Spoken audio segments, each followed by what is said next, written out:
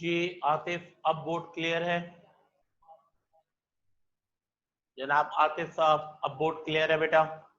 थम अप कर दीजिए मुझे, मैंने उसको आगे करके एडजस्ट किया था।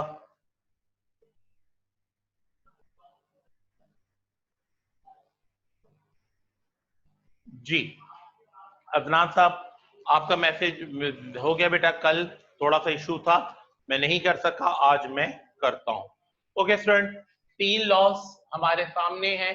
पहला लॉ कि अगर लॉगरिथम की वैल्यूज में आपके पास लॉगरिथम की वैल्यूज में अगर आपके पास दो ऐसे नंबर है जो आपस में मल्टीप्लाई हो रहे हैं तो आप उसे प्लस से चेंज करते हैं।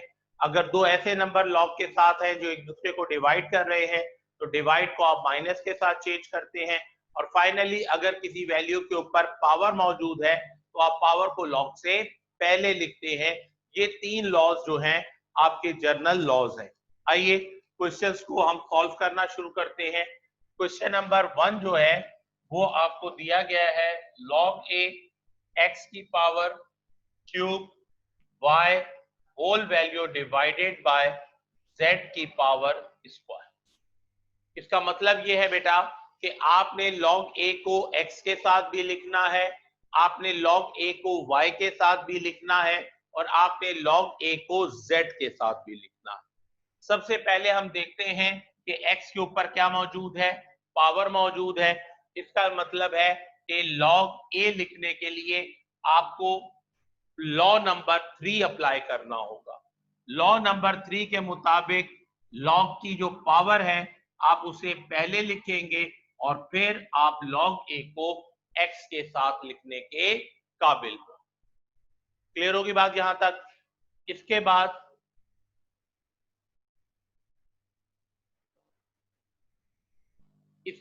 आगे बढ़े बेटा, तो अब आपने log a को y के साथ लिखना है।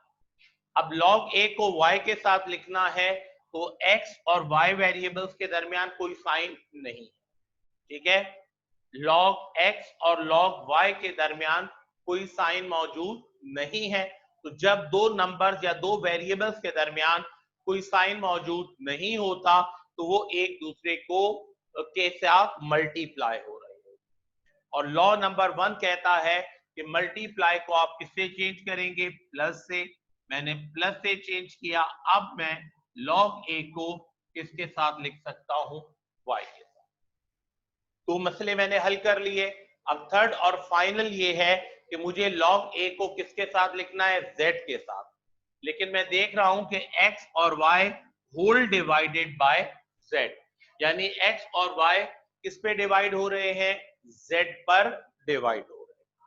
तो इसका मतलब है कि यहां पर मुझे दो लॉज एक साथ इस्तेमाल करने पड़ेंगे क्योंकि z के ऊपर पावर भी एग्जिस्ट कर रही है। तो पहले हिस्से में मैं डिवाइड को किससे चेंज कर दूंगा? माइनस के निशान से। क्योंकि लॉ के मुताबिक, लॉ नंबर 2 के मुताबिक अगर नंबर एक दूसरे पे डिवाइड हो रहे हैं तो डिवाइड का फंक्शन माइनस से चेंज हो जाएगा। अब पीछे मेरे पास क्या बच गया? थर्ड लॉ, क्योंकि z के ऊपर पावर मौजूद है तो मैं पावर को पहले लिखूंगा 2 log a और उसके साथ z आ जाएगा। लीजिए पहला क्वेश्चन आपका सॉल्व। क्लियर है स्टूडेंट? इसके बाद क्वेश्चन नंबर 2 देखिए।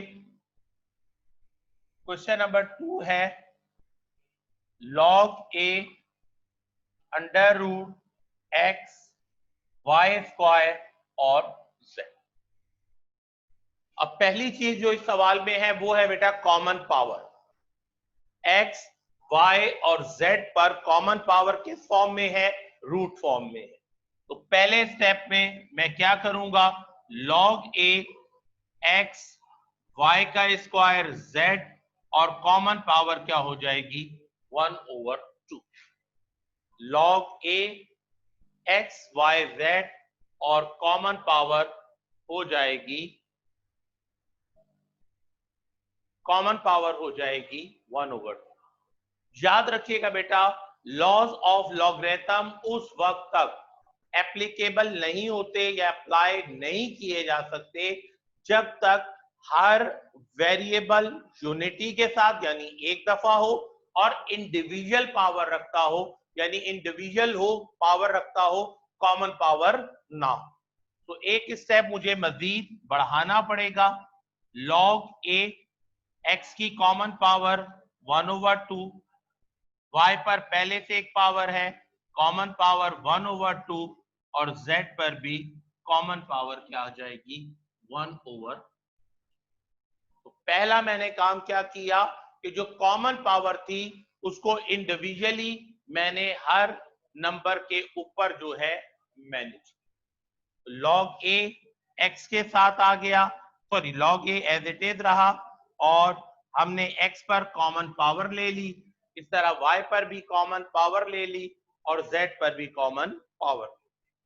अब हम इसे फर्दर आगे लेकर चलेंगे। अब आपने जब log a को x के साथ लिखना है तो हम देख रहे हैं कि x के ऊपर पावर मौजूद है, इसका मतलब है कि मैं लॉ नंबर 3 अप्लाई करूंगा तो क्या हो जाएगा 1/2 पहले आ जाएगा log a x। अब जब मैं y पर जाता हूं तो y पर मुझे पहले पावर सॉल्व करनी होंगी, क्योंकि यहाँ पे लॉ ऑफ मल्टीप्लीकेशन मौजूद है, y बेस के ऊपर दो पावर्स मौजूद है, ये 2 इस 2 के साथ क्या हो गया कैंसिल। अब आपके पास y बचा, x और y के दरमियान चूंकि कोई साइन नहीं है तो ये आपस में क्या हो रहे हैं मल्टीप्लाई हो रहे हैं, तो मल्टीप्लाई किससे चेंज होगा प्लस से, या प्लस आ गया और log a y। ठीक है बेटा। इसके बाद तीसरे y और z के दरमियान भी कोई साइन नहीं है, तो y और z भी आपस में क्या हो रहे हैं बेटा मल्टीप्लाई हो रहे हैं। चूंकि y के ऊपर पावर मौजूद है तो आपको एक साथ दो लॉज अप्लाई करने होंगे, आपको एक साथ दो लॉज जो हैं वो अप्लाई करने होंगे। क्या के पावर राइट बिफोर लॉग 1/2 और log a z। क्लियर है स्टूडेंट्स? तो दोबारा से एक नजर हम इस सवाल को देख लें। हमारे पास सवाल था log a x y square और z कॉमन पावर रूट की सूरत में थी।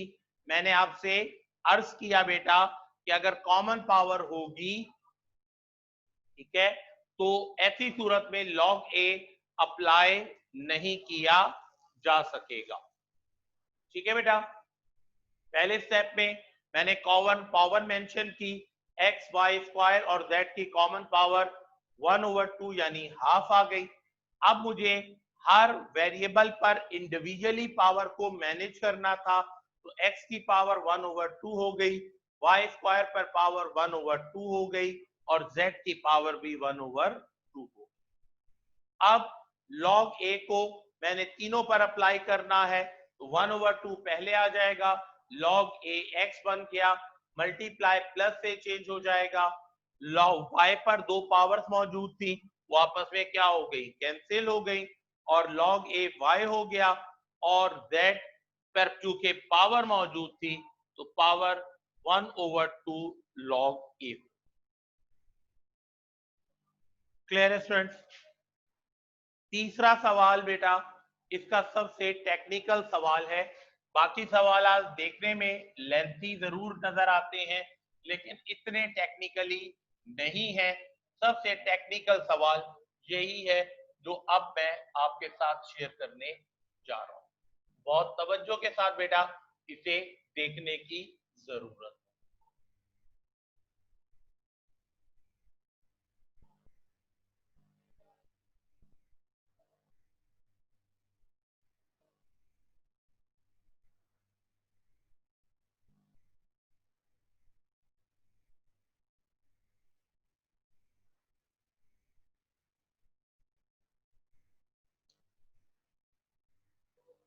देखिए बेटा मैंने अर्ज किया था आपके साथ कि जरूरी अमर क्या है या जरूरी चीज क्या है, तो मैंने आपसे जिक्र किया कि बेटा वेरिएबल इंडिविजुअल या आइडेंटिकल होना चाहिए।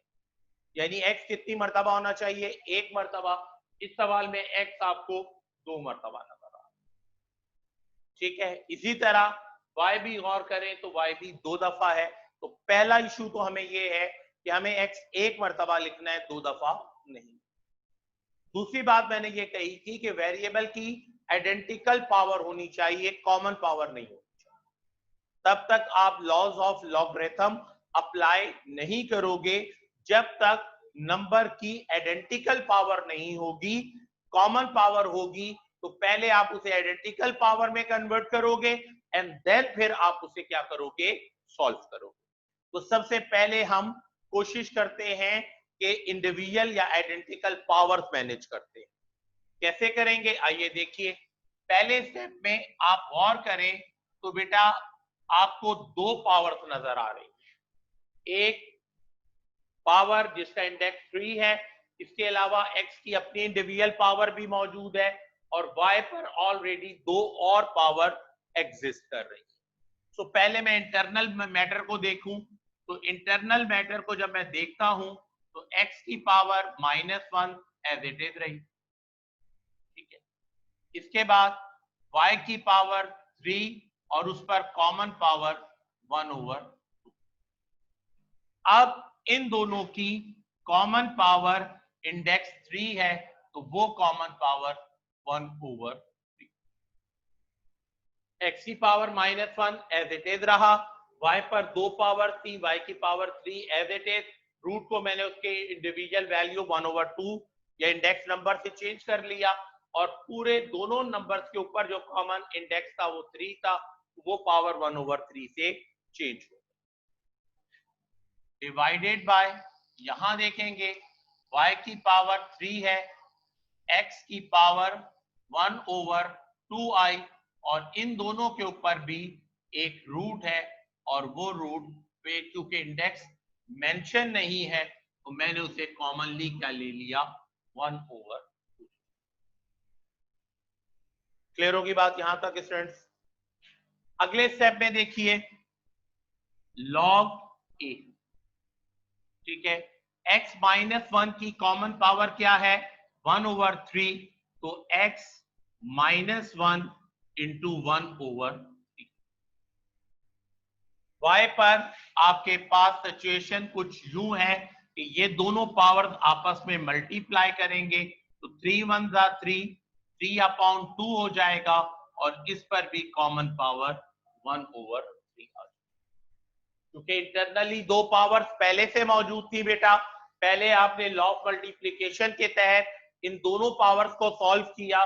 3 1 से मल्टीप्लाई होकर 3 1 जा 3 और होल डिवाइड में क्या गया 2, तो y की पावर 3/2 बन गया और common power 1/3 as it is उसके ऊपर आ डिवाइडेड बाय y की पावर 3 और उस पर कॉमन पावर क्या आ जाएगी, 1/2। y की पावर 3 है और उस पर कॉमन पावर क्या आ जाएगी, 1/2। अब आगे बढ़े तो x की पावर 1/2 है और उस पर कॉमन पावर क्या आ गई, 1/2। लीजिए हमने पावर्स को मजीद सिंप्लीफाई करने की कोशिश की और उसे किसी हद तक मजीद सिंप्लीफाई करें।